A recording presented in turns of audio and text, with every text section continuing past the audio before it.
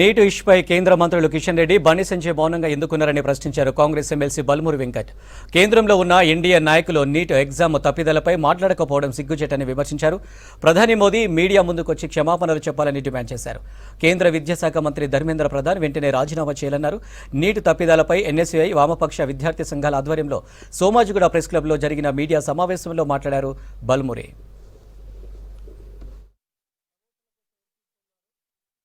ఏదైతే నీట్ పరీక్ష రాసిన 24 లక్షల మంది విద్యార్థులకి వారి యొక్క తల్లిదండ్రులకి భరోసా కల్పించే విధంగా తప్పనిసరిగా ప్రతి ఒక్క విద్యార్థికి న్యాయం జరిగే వరకు ప్రతి ఒక్క విద్యార్థి నాయకుడు, యువజన నాయకుడు అన్ని సంఘాలతో పాటు తెలంగాణకి వెళ్ళి ఒక గళాన్ని వినిపించడానికి అందరం కూడా ఏకతాటిపైకి వచ్చి ఈరోజు ఒక ప్రెస్ మీట్ ని ఏర్పాటు చేయడం జరిగింది. మా గౌరవ ముఖ్యమంత్రి రేవంత్ రెడ్డి గారి దృష్టి కూడా తీసుకొని వెళ్తే తప్పనిసరిగా అన్ని విద్యార్థి సంఘాలతోటి కలిసి ఈ యొక్క నీట్ స్కామ్ పైన పోరాటం చేసిన బాధ్యత మీ పైన ఉంది.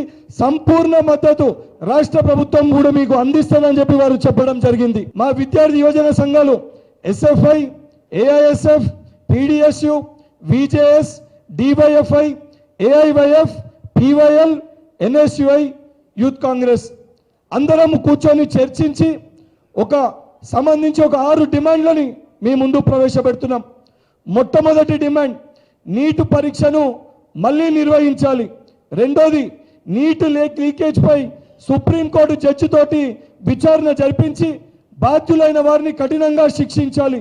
మూడో డిమాండ్, పేపర్ లీకేజ్ పై నరేంద్ర మోడీ గారు స్వయంగా బాధ్యత వహించి భారతదేశ ప్రజలకి అందరికీ బహిరంగ క్షమాపణ చెప్పాలి. నాలుగో డిమాండ్, నీట్ను ఎన్టీఏని రద్దు చేయాలి. ఐదో డిమాండ్, నీట్ పరీక్ష నిర్వహణను రాష్ట్ర ప్రభుత్వాలకి అప్పగించాలి. ఆరో డిమాండ్, బాధిత విద్యార్థులకి న్యాయం చేకూర్చాలి. ఈ 6 డిమాండ్లతోటి రేపు పెద్ద ఎత్తున నీట్ సమస్యల పరిష్కారానికై స్టూడెంట్స్ మార్చిని చేయబోతున్నాం.